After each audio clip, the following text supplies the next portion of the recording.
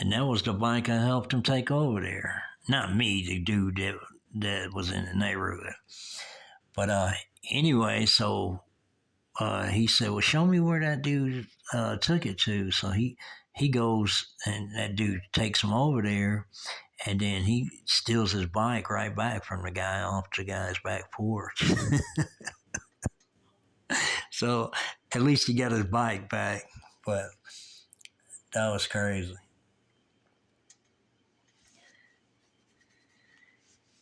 Because sometimes, there was a lot of times then, and I think now, I think that still goes on.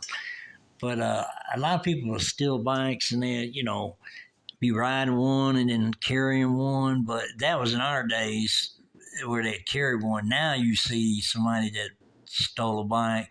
They ain't on a bike; they're on foot and they're just pushing the bike.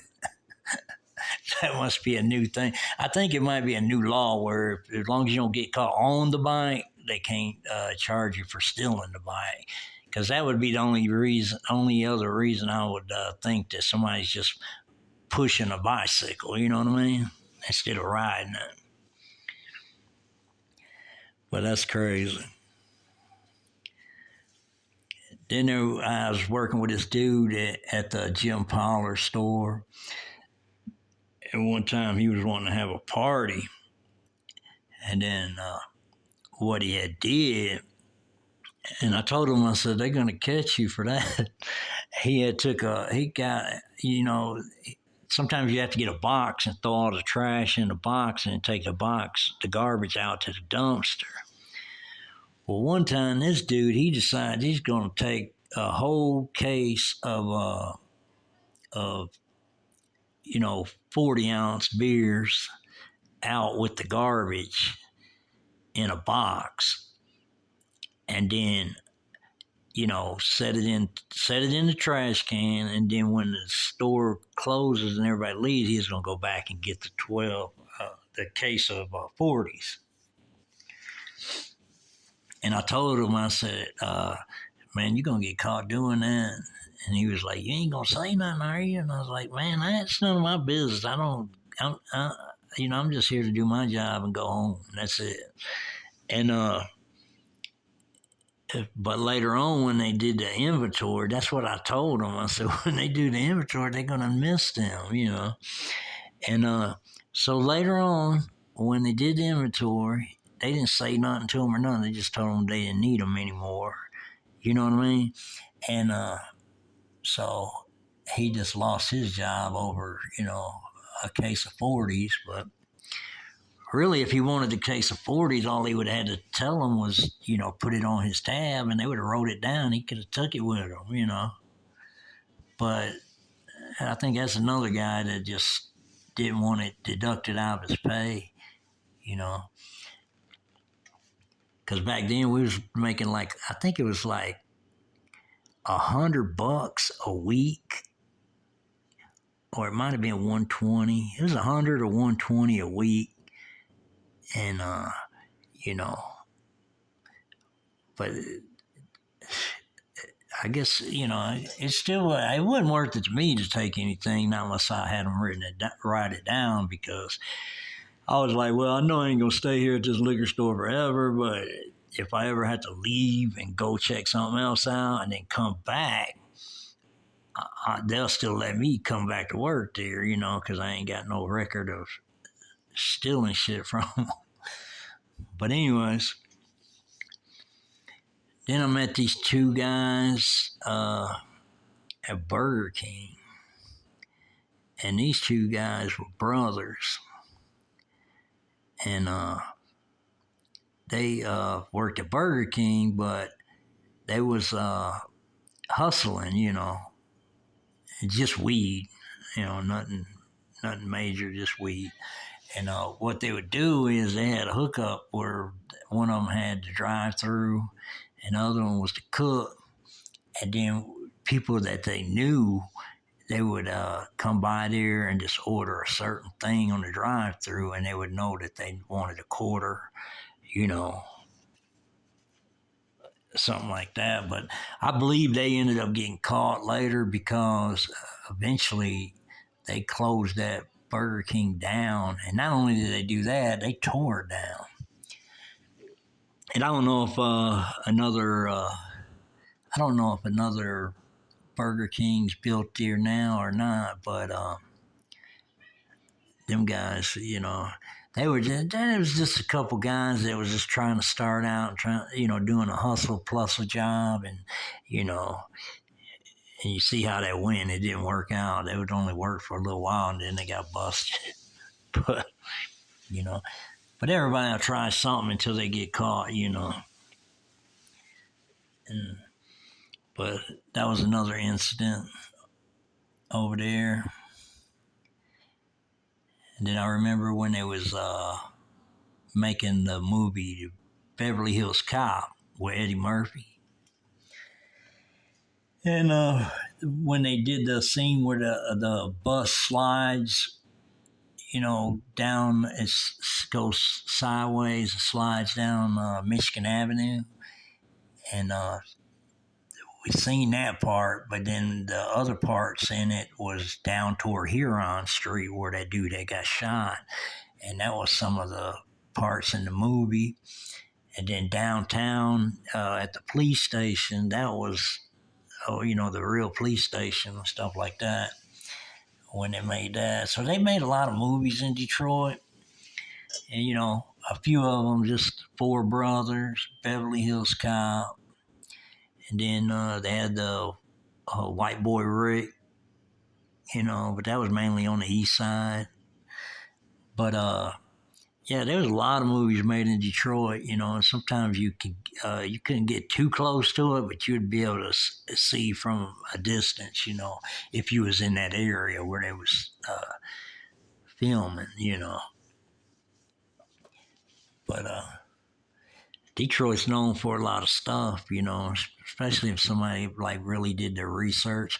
If you ever want to know a lot about Detroit, you can look up Detroit abandoned buildings and then just go from there, and you'll start finding out a lot of the history of Detroit, because there was a time when the mayor had robbed the city of Detroit and then they called herself going to file bankruptcy, and try to get some help from the government.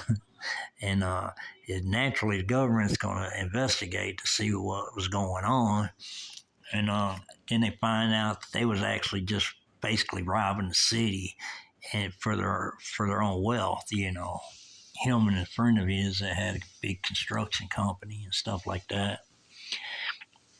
But that's, that was happened in the past and stuff. It's public record now. You could look it up. And then also, a long time ago, we had a boat downtown that you could pay to ride, and it would take you to the island, and it was called Bobolo Island. And some people might be familiar with this, but now the Bobolo Island is like a residence now.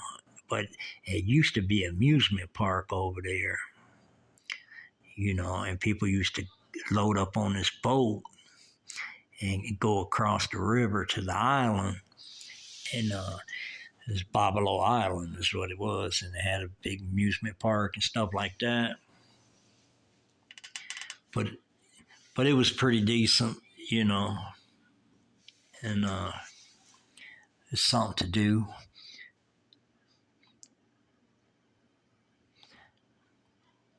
Also at the Renaissance Center, we used to go up there a lot. We hung around the Renaissance Center quite a bit.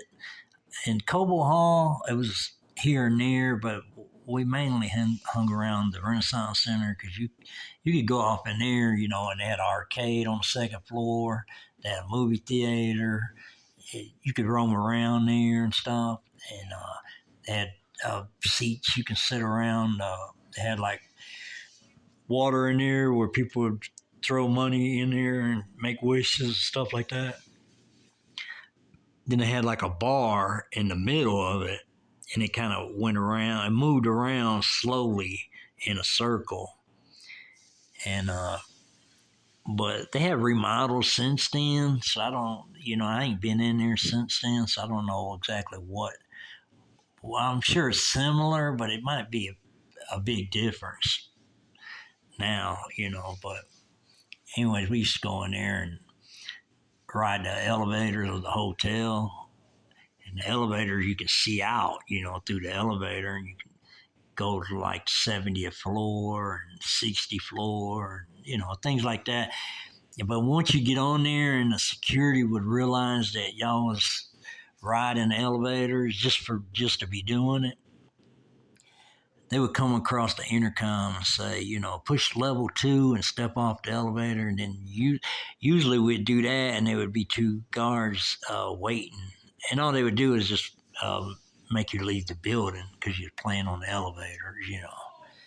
But really, that place was so big, it was just like a place to hang out, and mess around, sit around the water and stuff like that. Then they had, like I said, they had that big arcade. That was something. They had like a rocket. You can get inside, and then they would close the doors, and then they would have a big screen, and it make you look like you was like riding a roller coaster, or you was in a speedboat, or things like that. And that was pretty neat. Then they had some restaurants in there, so it was a good place to hang out. And, it wasn't just us. A lot of kids from Detroit City hung out a lot either at the Hart Plaza, the Renaissance Center, Coble Hall, something like that. Because we used to hang out at the Hart Plaza a lot too, ice skating in the wintertime. And then in the summer, back in the days, in the summer they had that hoedown at the Hart Plaza. But now some friends of mine told me they moved it from the Hart Plaza and moved it. I think they said on Woodward, But I would have to check it out, and but they still have it, and but that was interesting because they would have concerts and stuff like that, and so I believe it's on Mother's Day weekend is when they usually have it, and I don't know if they still have it on Mother's Day weekend, but I'd like to check into it because wouldn't mind going to check that out. You know, you know, there's a lot of fun down here in downtown Detroit. And then we used to ride the People Mover, which is the train that's up in the air. And I remember when they first was making that. That's Mayor Coleman Young. Uh, that was his idea, I do believe, to build that through the city. That's interesting to ride because it takes you to the key points of the downtown, and you can go to different buildings, stuff like that.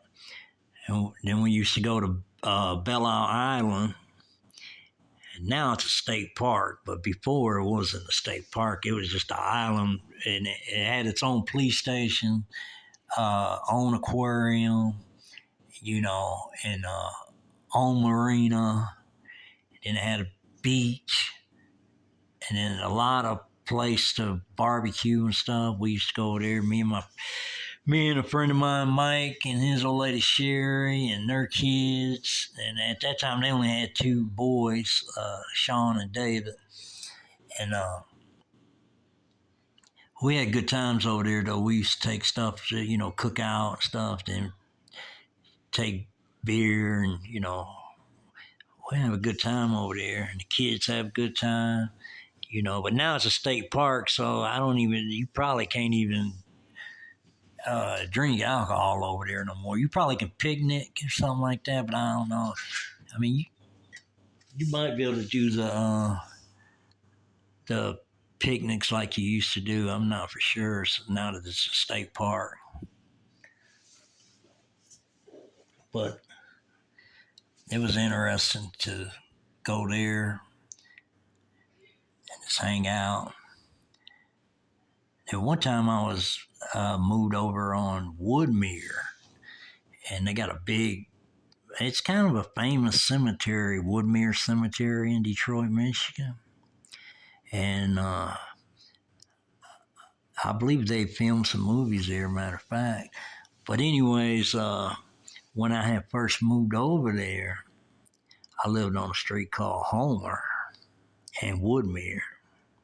And I also lived on Woodmere too. I lived in two different places over there. And this is in Detroit City. And when I moved over there was some people that I was talking to in the neighborhood, and they was gonna tell me some rumors that they heard when they first moved to the neighborhood. And I really didn't believe this, but this is what they told me. They said a long time ago when people used to do acid and stuff like that. So it had to be like, I want to say, it had to be like in the 60s probably, or 70s. But anyways, it said a long time ago, there was some people that got high on acid and stuff. I don't know if this is true or not. This is a rumor that was going through the neighborhood. And if it was true, it would be a public record. You'd be able to look it up. But anyways, they said that people used to go over to Woodmere Cemetery, the people that was on acid and stuff like that, and they would dig up some bodies and just like at night and then put them on people's cars and on the front porch and all that. And I really didn't believe this, but it might be true, knowing it's Detroit City. But you'd probably look it up and see if that really ever happened, because I never did bother to look it up. But that was just a rumor that I heard when I moved over there. And, I don't know if it's made up or if it actually really happened. But that was another crazy thing I heard over there.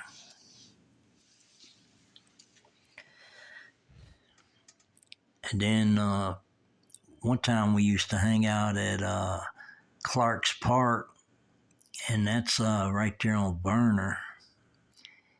And hang out there, had a few picnics over there and stuff like that. But a lot of people don't really care for that park too much. They'd rather just go to like the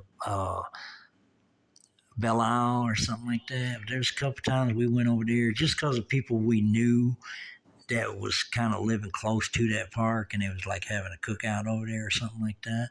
And that'd be the only reason we was over there. But we did that a couple times. And, it was interesting. And one time I was living on Manson in Toledo. And my landlord, he owned a junkyard. And his son, I don't know if his son was drunk or was like high on something or whatever, but I think he used to get into it with his dad, like if he had asked his dad to do something or give him something or money or something, and then he would get real pissed if his dad wouldn't do it. And one time he had got mad at his dad, and I don't know if I would say he's drunk myself just from what he did. But anyways, he was on a motorcycle and he got mad at his dad, and they lived like on not quite on the corner of Toledo. And but anyways, they had like an empty lot next to their house. But he had got on his motorcycle, and at the end of this street, here, there's a brick building. It comes to a dead end. And he gets on his motorcycle and just goes fast as he can straight for that wall. He's got a helmet on, gloves on and stuff, but so he just runs right into the brick wall. So they had to get an ambulance, and I'm sure he broke a lot of bones, if not all of his bones, but they took him away, and dude survived it, but I was like, I don't know what that guy was thinking. And I don't know if he was just drunk or just on drugs or what, but that was something that was crazy. I thought was crazy. Then also in the city, you had a lot of car thieves in Detroit City, and a lot of times the police would get some nice cars, the ones that was popular that people would take.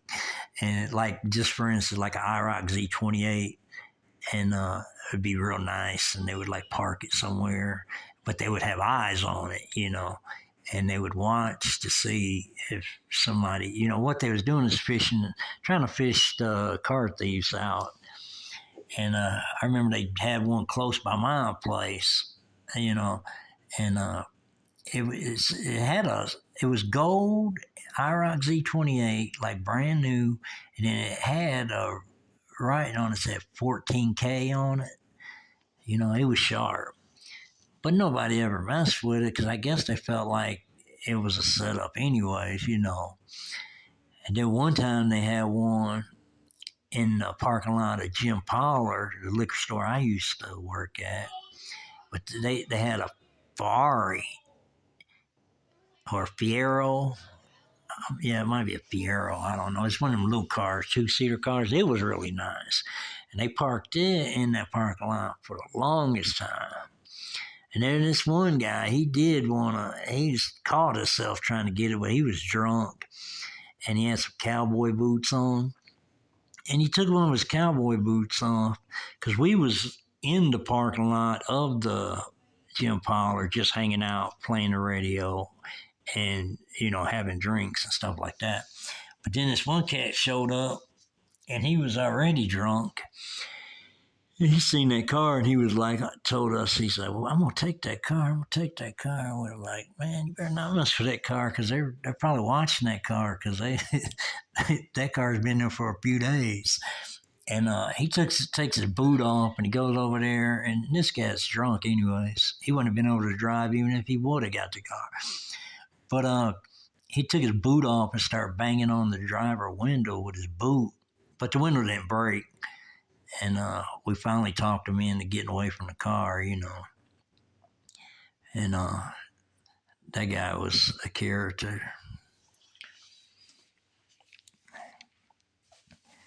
But this crazy stuff that went on over there.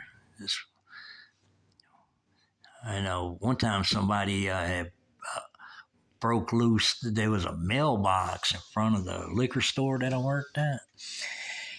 And one day I went to work and the mailbox was gone, and it's usually bolted to the ground. And the mailbox was gone, and I told my boss, I said, you notice that mailbox is gone? And then he was like, yeah, somebody probably stole it, like they do everything else around here. And, but yeah, one day I went to work and somebody stole the whole mailbox. That was crazy. But that's the end of this video, and be looking for my next video. It's just more interesting stories. All kind of things happen. And peace.